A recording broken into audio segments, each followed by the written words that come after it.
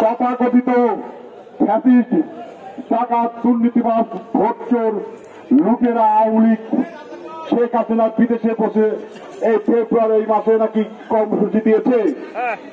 আমি ছাত্রলীগকে হুঁশিয়ারি করে বলতে চাই, এই শহর সম্প্রীতি শহর, এই ছোট্ট শহরে আপনারা এমন কোন হতকারী কাজ করবেন না, এমন কোন সিদ্ধান্ত নেবেন না যেখানে আইন শৃঙ্খলা বাহিনীর দায়িত্ব পালনে ব্যাঘাত ঘটে, শান্তিপূর্ণ স্বাভাবিক জীবনে মানুষের ব্যাঘাত ঘটে। সুন্দরভাবে বসবাস করেন, শান্তিপ্রিয়ভাবে বসবাস করেন, কোন রকমের বাড়াবাড়ি করবেন না। আপনারা জানেন দীর্ঘ 17 বছর আমরা কিন্তু চাকা মিছিল গন্ডির থেকে আপনারা বেরোতে দেন নেই। ওই আপনাদের পুলিশ লীগের সহায়তায় আমরা একটা দিনও আপনারা আমাদেরকে রাস্তায় বেরোতে দেননি। তো 17 বছরের যন্ত্রণা আপনারা কি 7 মাসে আপনারা কি মনে করেন যে 7 মাসে শেষ হয়ে যাবে?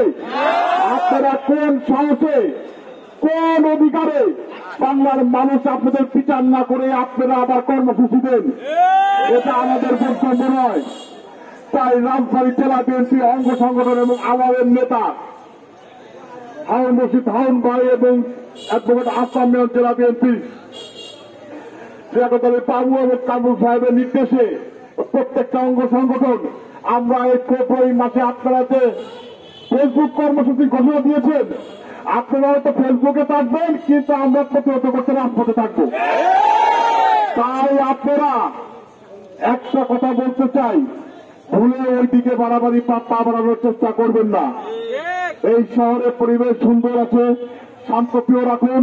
সবাইকে আহ্বান করব, আপনারা যারা অনেক বয়সে ছোট ভাইরা আছেন, যারা না বুঝে ওই হাওয়া রুটি লোভে ছাত্রলীগের আশা পা দিয়েছিলেন, তাদেরকে বলছি আপনারা কারো কথা মতো, কারণ আপনার নেতা বিদেশেই থাকবে, আপনার নেতা আর কখনো আসবে না।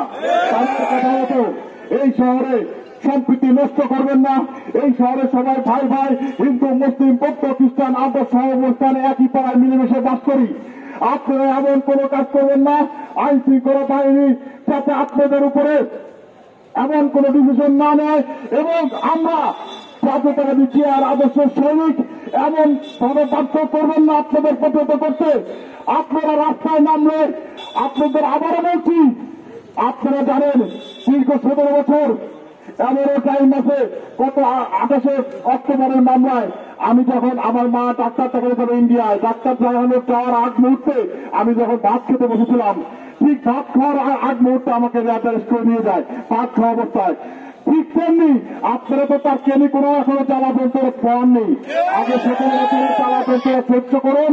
আমরা যেভাবে করেছি, দিনের পর দিন, রাত নাই দিন নাই, বাড়ি নাই ঘর নেই, মশার কারণ নেই, শীত নেই, গরম নেই। কত মায়ের ছেলে বুক খালি হয়েছে, কত মায়ের সন্তান এখনো গুম হয়ে আছে, কত ভাইয়ের ভাই হারিয়ে গেছে, কত বোনের স্বামী এখনো নিখোঁজ রয়েছে। তাদের বিচার না করে তাদের বুক ভরা আত্মনাদের যে হাহাকার চিৎকার দিয়েছিল, এত সহজে আমরা কি করে ভুলে যাই?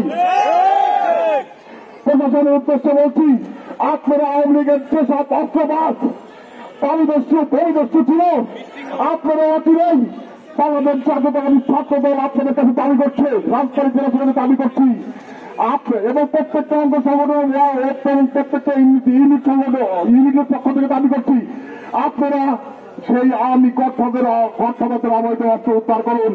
আমরা এখনো ন্যূনতম কোন আওয়ামী সন্ত্রাসীদের গ্রেপ্তার দেখতে পাচ্ছি না। আর যারা গ্রেপ্তার করছেন, রাজবাড়ী কোর্ট কয়েকজন বিচারক আওয়ামী ফাঁসিদের মেয়ের জন্য জামিন দেওয়ার কারখানা খুলে বসেছে। 1 দিন 2 দিন 3 দিনে জামিন হয়ে যায়, চাই না এর মধ্যে কি। তাই আমি আবার এই অন্তর্বর্তী সরকারের বলছি, আপনারা নতুন করে এই ফ্যাসিস্ট শোষণদের ঢেলে সাজান, সংস্কার করছেন। এখনো তো কোন দৃশ্যমান সংস্কার আমরা দেখতে পাই না। আমরা তো কোন সংস্কারে এখনো লেশমাত্র ছোঁয়া পাইনি। কিভাবে 2 দিন 3 দিনে ফ্যাসিস্ট আওয়ামী পক্ষপাত ভূমিদস্যু আমার সাধারণ ছাত্র ভাইদের উপর হামলাকারী সন্ত্রাস তারা হয়ে যায়, কিভাবে জামিনে মুক্ত হয়ে বের হয়ে যায়। তাই বক্তব্য দীর্ঘায়িত করবো না। আমাদের জেলা বিএনপি নেতৃবৃন্দ আছেন, অঙ্গ সংগঠনের নেতৃবৃন্দ আছেন, আমার নেতা হারুন রশিদ হারুন ভাই আছেন এবং প্রত্যেকটা অঙ্গ সংগঠনের নেতৃবৃন্দ আছেন, তারা বক্তৃতা দেবেন। তাই আবারও বলছি, আপনারা শান্তিপ্রিয় শহরকে কোন রকম অশান্ত করবেন না। আপনাদের কাছে আবারও বলছি উদাত্ত আহ্বান, এই শহরে কোন রকম বিশৃঙ্খলা করার চেষ্টা করবেন না।